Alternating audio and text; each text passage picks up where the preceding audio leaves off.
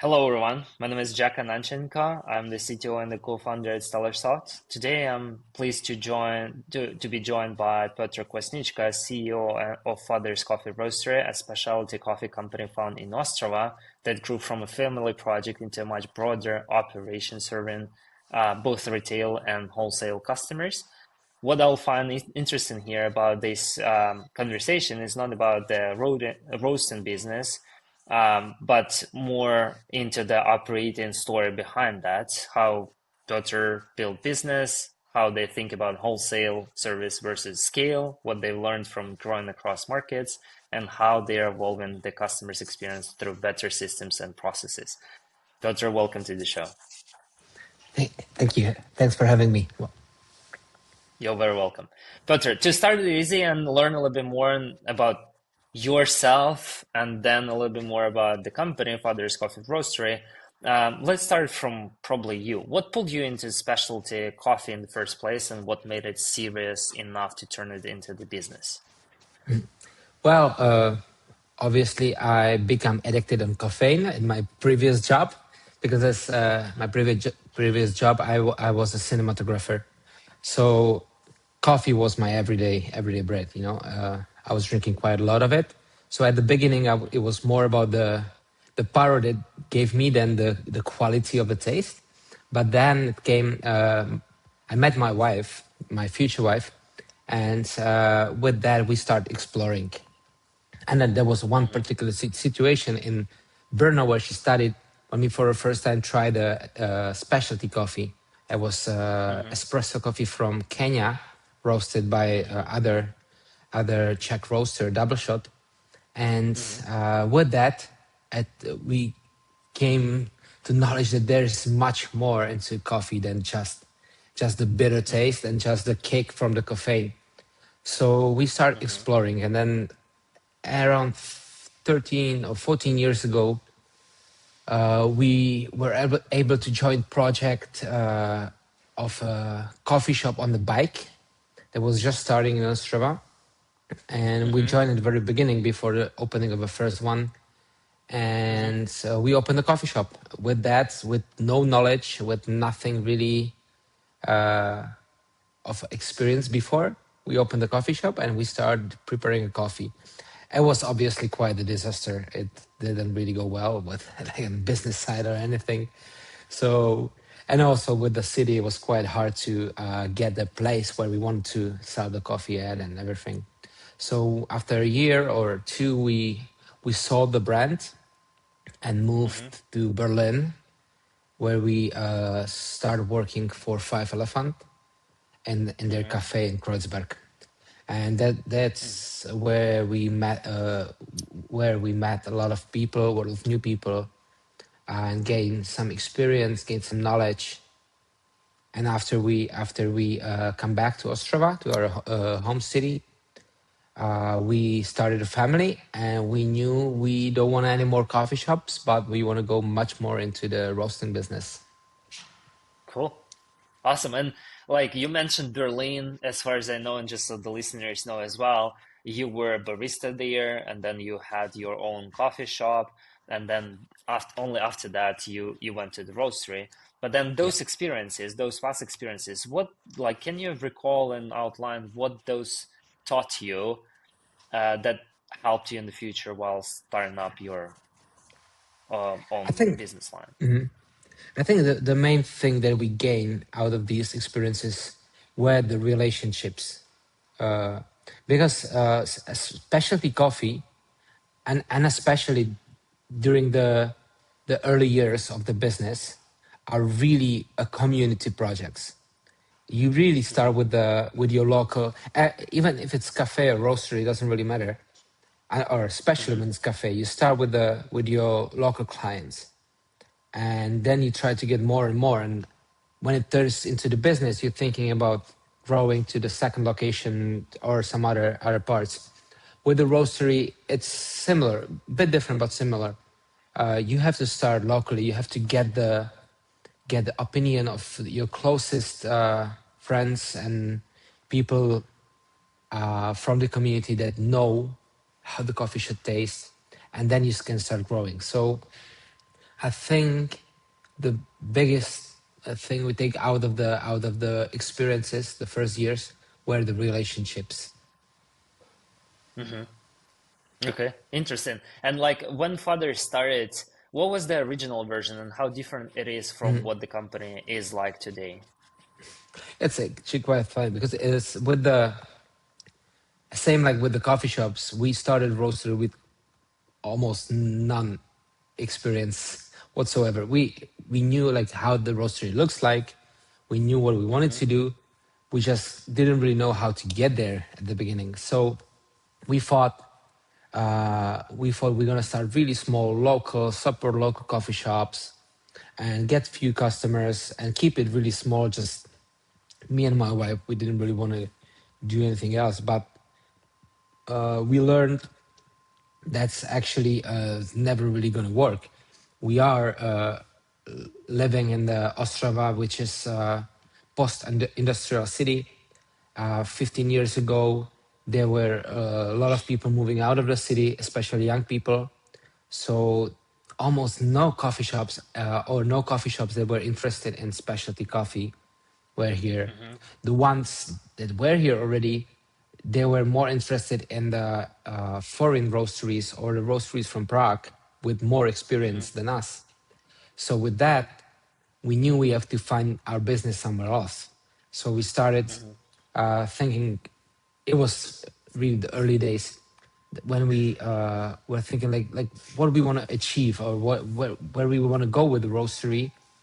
And so my idea for that was actually that we don't want to stay in Czech Republic. We really, what we would love to do if we dreaming wild, it's going abroad, going to European Union, going to the world.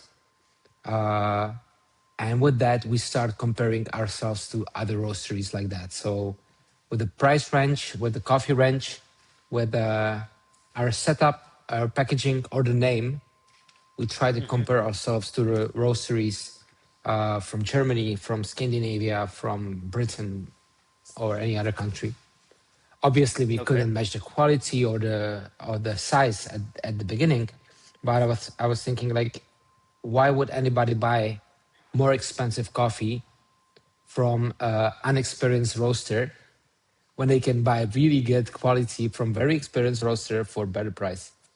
So we had to do this at the beginning to actually start at the same level, at least with the price range and with the availability. Sorry. Okay. Okay, interesting. And like I understand traction came first from Prague and Brno before it really came back to Ostrava. Why Definitely. do you think it happened? I think two reasons that I can think of. It's the first one, as I mentioned, there were only few coffee shops here in Ostrava. Most of them were quite small at the time, and so they were not thinking about like getting something out of the bigger orders or getting something out of working with a local provider. They what they wanted was the highest quality coffee what they can think of, like Coffee Collective or some other roasteries from around the Europe.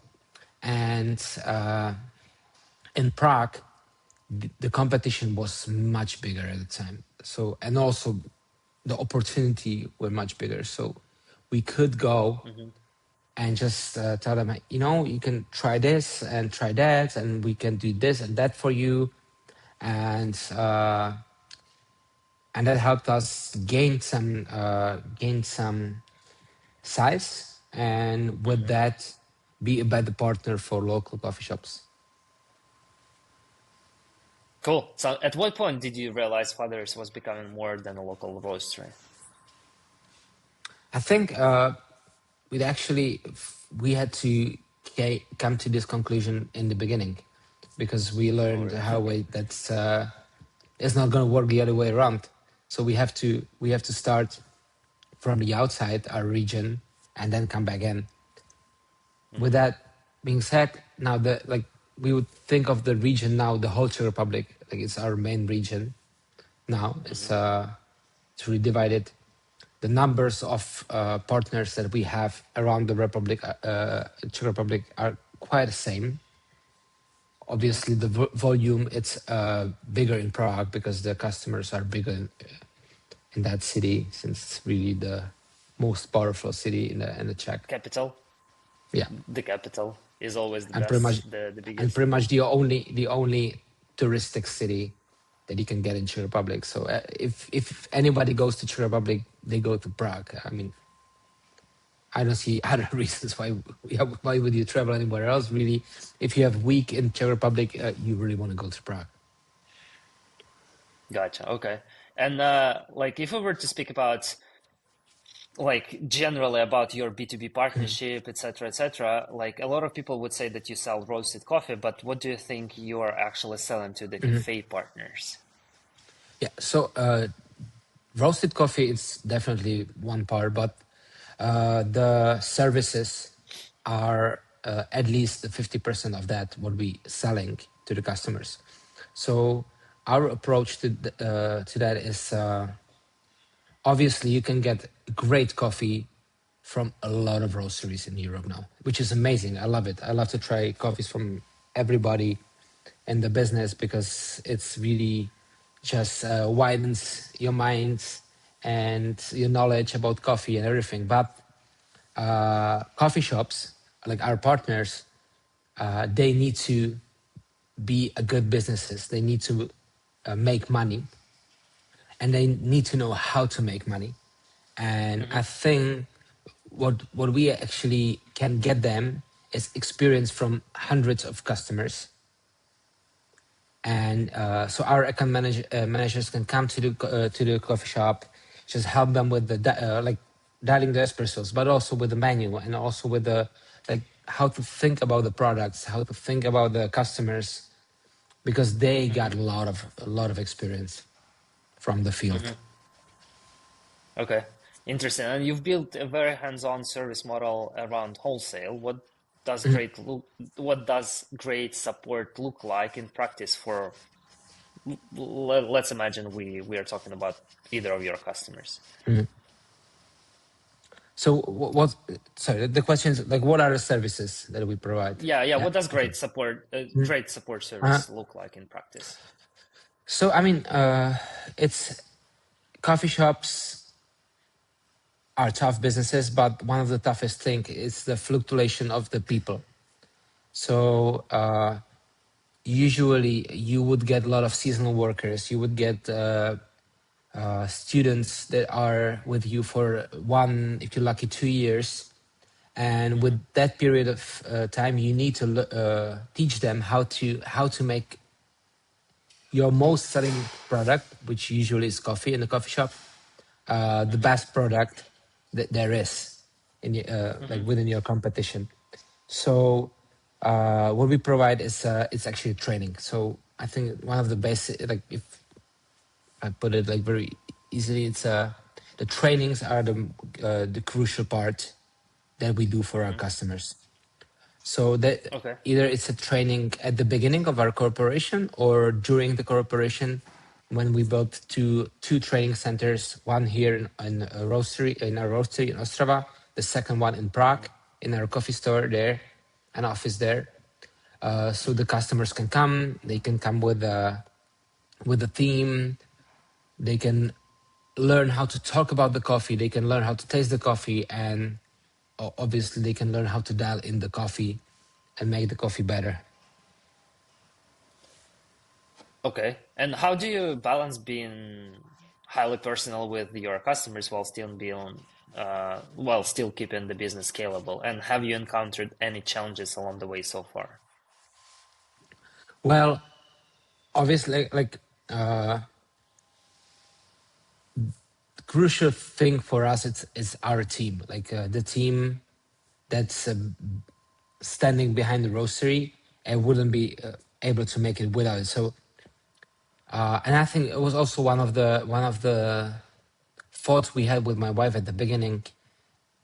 When we want to hire people, when we want to scale up the roastery, we want to have it a lot like family. We want to want to have the team as close as we can get to family as possible, if it makes any sense. You know, even with the name, Got it. like Father's Coffee, obviously, the family is kind of main topic for us here. So one of the claims that we have, and we really stand for it, growing together as a family. And that's within the team and also outside with our partners. So to be able to scale up and do our business sustainably, we need to be able to take care of the team firstly. So that the team can take care of our partners together. It's hard, and that's also answer to the second part of the question, like what are the challenges?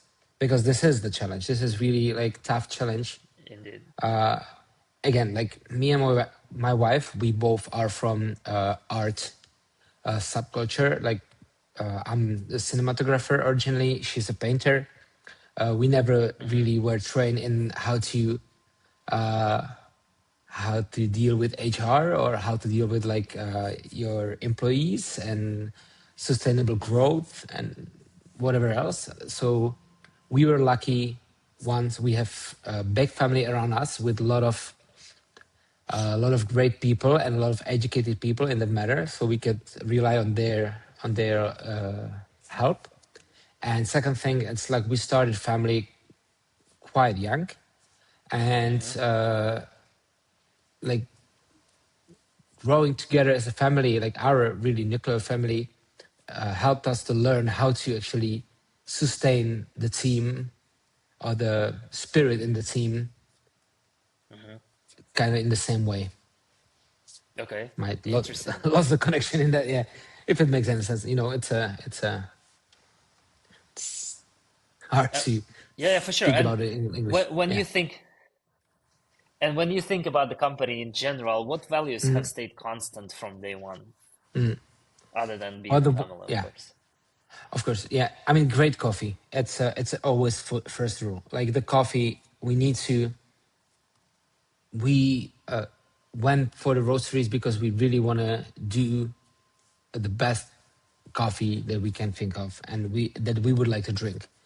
And so that's definitely stay for the for, day one. This kind of grow because now we don't only look for the quality in cup, but also quality in the story and quality in the relationship with the farmer, with the with our partner, Falcon Coffee. We do source 100% of our coffee through Falcon Coffees. We work very closely with them, which was it's questioned quite often why we do that. Why don't we choose coffee from different importers?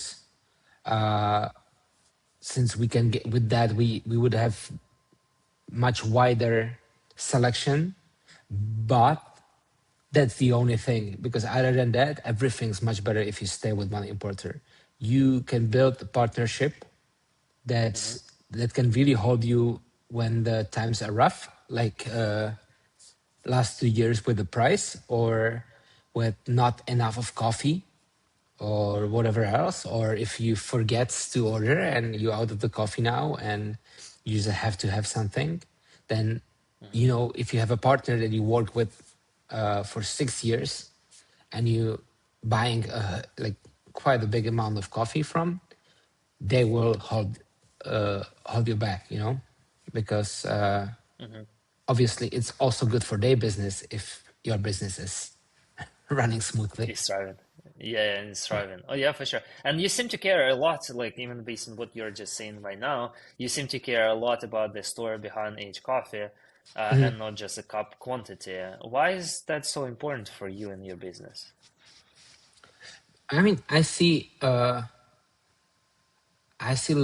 lot of importance in that too, because with that you can much easier rely on partners. Like for example, we got this partner in Uganda. It's the Coffee Gardens. They are in East Uganda, and we've been buying their coffee for like 4 years now. And Is the it first Falcon year we bought, Coffees? It's through Falcon Coffees, but these are producers in Uganda. So Okay. the Coffee Garden, they are producers in eastern Uganda. They do work with Falcon Coffee again because Falcon Coffee is exporter and importer. They are not producing any. They are quite a huge company, but still very amazing. And so the first time we bought the coffee from the coffee gardens in Uganda, it was because we were just selecting coffee by cup quality and it was great coffee, so we bought it. Then came second year, we bought it again because we wanted the coffee, but much bigger amount.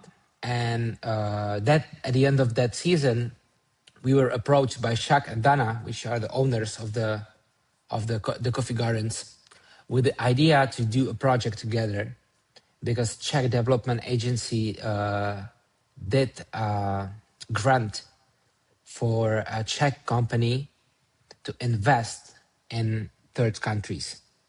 So we did the project together. It was supposed to be just a QC lab. It ended up being a huge color sorting station, like 5 times bigger project than it was supposed to be at the beginning. But why I'm saying that is because the next season, with all that's happening with the weather and with the climate change, there was a huge shortage on the like really good quality coffee from Uganda. But because of this partnership, because we did invest in their project, and because we believed in that long-term partnership, we were not stung by the shortage, and our coffee was delivered in a super great quality, and also even better quality because of the color sorting station. So that was quite in the short term. It showed me that these partnerships and these relationships are very important and key parts on keeping the business stable. For sure. And let's talk a little bit about growth. I know that you've been growing steadily over the past several Mhm, years, like 15 to 20% every year, which is mhm. amazing, and congratulations, of course. Okay. But what has become harder to preserve inside the company with this growth? Inside, well,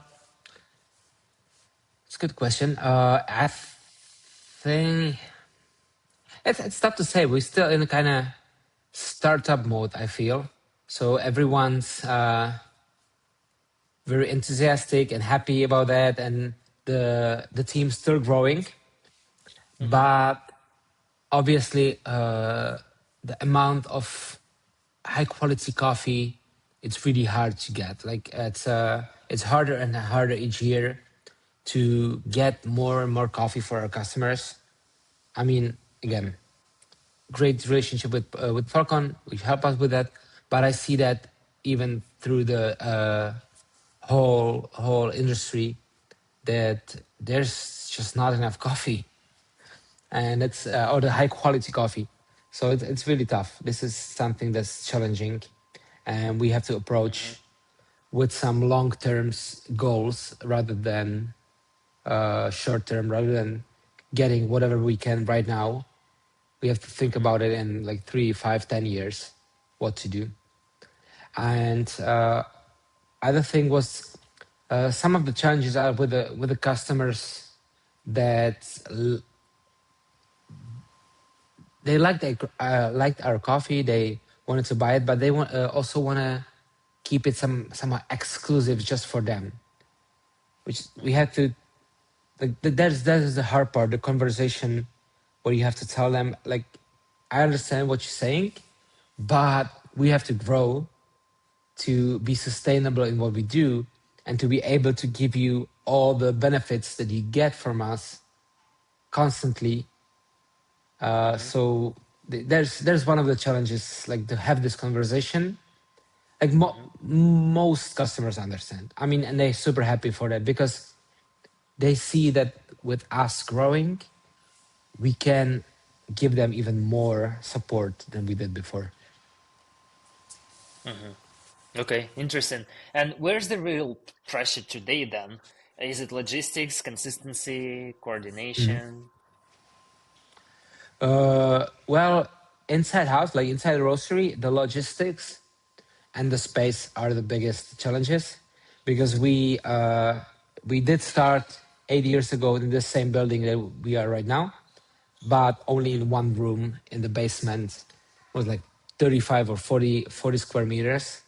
Now the roastery is over 600 square meters, and we bought the whole Hmm. building last year. But Oh, wow.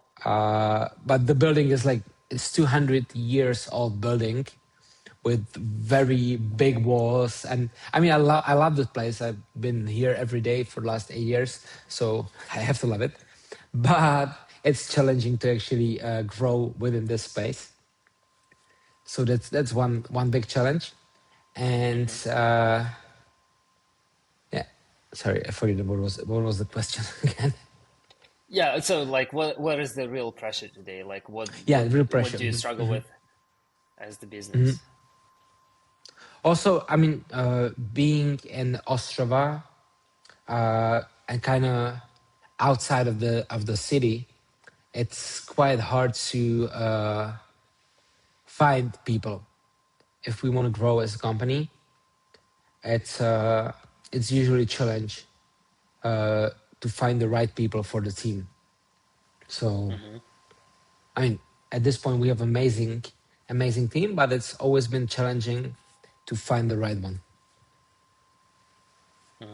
Okay. Okay, interesting. And like you are clearly not like pursuing growth at any cost. But how do you decide what kind of growth is actually healthy for the company? Mhm. That's well, that's always a discussion here. We had one in the morning too. Uh, like what's the growth that we want, for example, and again, like there's this kind of startup mode that I feel we are still in, and we have accounted for the capacity of our roastery at still almost twice as much as we do right now.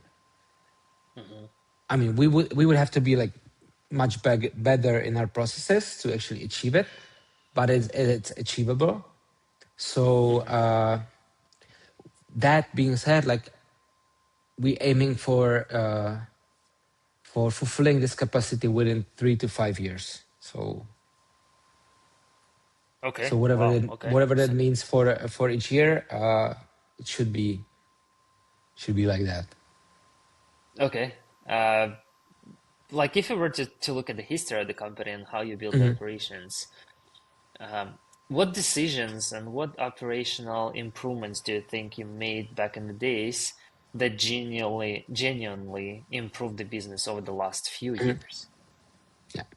Well, definitely buying the new roaster 3 years ago, lowering S35 was one of the most important investment and improvement that we did because efficiency and even like the roast style it just fits to everything that we do and we have.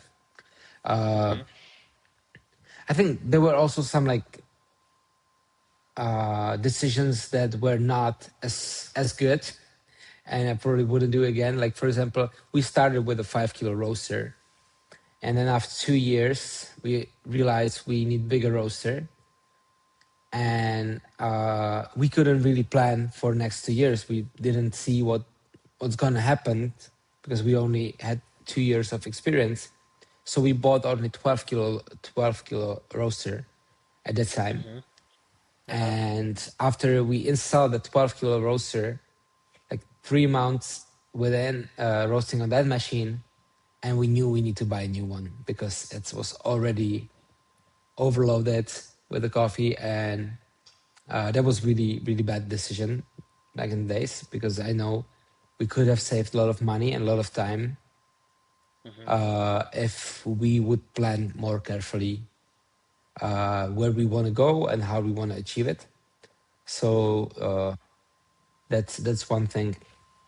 But what was also the good decisions were deciding to stay in the region where we are, because we started here, we are from here, we have a background here, and obviously it's much more cheaper to rent or buy property here and do a business in this region than, for example, in Prague, because most of our competition is in Prague. So that's really that's, I think, a really good decision we did back in the days. Maybe you can recall anything that you expected to work well commercially or operationally Uh-huh. that turned out that it didn't really work. Well, we did open a coffee shop 5 years ago, like 3 years into having a roastery. We thought, as everyone probably, let's open a coffee shop, and that was very bad decision. Okay. We learned hard way that it's completely different business. I mean, I understand this concept, and it's definitely doable. It makes a lot of sense, but it is separate business. Other than coffee, there's nothing in common really, and you have to do two businesses. So we decided 3 years ago to close the coffee shop because it was just taking too much of our time, and we really want to focus on roasting. And I had this great quote or something from my brother-in-law, that's also our accountant, that if you want to be successful, you want to be as like sharp knife and go deep into one topic and don't go wide, because it will destroy you. So That's true. That's indeed true. yeah, And this is a good quote for future reference for sure. yeah. Um, cool. Let's talk a little bit more about tech. So you've been running on WordPress and WooCommerce for years now, and now you're moving to a Hmm. custom build platform. What Yes. hit the ceiling for you in the old setup? Uh, we could the speed of the shop, the online shop, was the biggest problem. We somehow couldn't figure out why we cannot increase the speed of the WooCommerce shop, even though we had like 3 or 4 companies looking into it and trying to find the bug. No one really could solve that. So there was issue with the if the customer would log into the wholesale account and start adding coffee into the cart, then some of the coffee would disappear from the cart. And that was really, really bad, because then they would make It's the not order the best or the experience. purchase, yeah, and then they would realize, like, I had like 2 times more coffee in the cart, and now it's just half of it. What's happening? So we would call, we would have to fix it. So there was definitely, so we did some, like, we fixed it somehow a little bit, but not well enough. And obviously we were thinking about other platforms like Shopify, and but with our Okay. setup and what we need from the shop, and especially because we really need to have a great wholesale account, Shopify was really, really expensive for us. Like, it was even more expensive if I count like 2 years of operation. It's more expensive than custom web, which was for Okay. us like, probably we don't really want to do this. So we decided to go with a company, again, here from like local region, really great company, Uh-huh. that's just building the shop from the scratch right now. Okay, awesome. And like other than the performance and the great wholesale account, what did you Mhm, want the new portal to do better for customers that the mhm. previous system couldn't do? Well, also, uh, I mean, 85 of our sales are wholesales, but I think we got a lot of potential in retail now, and especially in the next years. And we really want to focus on that. So we came up with this new plan that we call Father's Family, and we want to really like do some kind of club that people can join and enjoy great coffee, have this like kind of subscription mode, but also with much more information around it and feeling and the feeling of the being part of the community or family. If you would, so that's one of the things that we couldn't really do on any other platforms than custom platform, because it will be customly built internet club that you can just join and like get the information, share the information, and just enjoy the User company experience. of mind-like people. Sure. And when you think Minded. about this new platform, how do you Mhm. think about the ROI for it? Is it speed, fewer mistakes, better voice, better user experience, performance? Like, what would be what does the version one need to prove for you to feel Mhm. this was the right move? Well, yeah, definitely the user experience. It's the most important part. Like we had services offline that gave us a lot of advantage uh, against our competition, but with our online platform, we were losing it again. So we really need to improve the user experience so people can come to the eShop, trust it, feel welcome and safe, and just like do your purchase. Uh, and also, sometimes it's hard for new customers to find the right coffee or find what I'm looking for, like what I want. So these kind of guides, this kind of guidelines Knowledge base, that basically. and yeah and that would help the customers to choose the right coffee or feel say that if I bought a coffee that I really didn't like and I didn't want this kind of coffee, they can just come back and say it and get like different coffee. This kind of trust that we can build with the customers. That's really what we're looking for. Awesome. When you look at the next 3 to 5 years for fathers, what do you want the company to become more of? We would definitely like to be thought as the company that you feel safe with. That if you have a problem, you can just call and write and get the solution, or that you can the company that you can come to explore new possibilities in especially coffee. We would really like to be the pioneer of all that. Awesome. What are you most excited about to improve this year that customers will likely not even notice directly, but you will definitely feel? Well, the user experience of the eShop is the one thing that's really on my mind, especially because we are really like just about to launch this new platform. Hmm.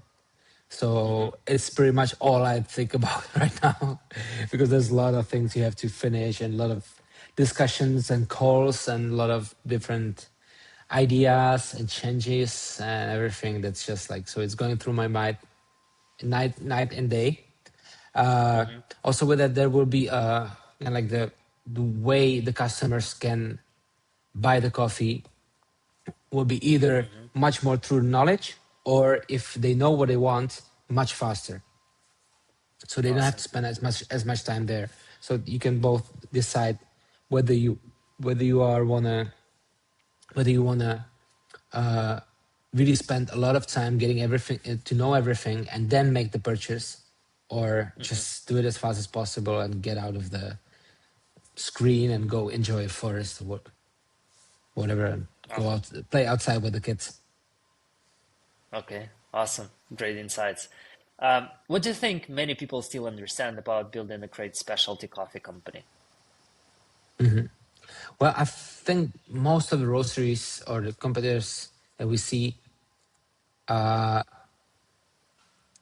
think that it's really only about the coffee or branding and coffee. I'll say, like, I really see a lot of thought and strength put in the branding and into coffee quality, and I think it's just not enough because there are a lot of great roasters with great coffees, great brands, and you have to do much more than that to actually go through this. Cool. Awesome. And the last one to wrap it up. As the market matures, what will separate the roasteries that last from the ones that don't?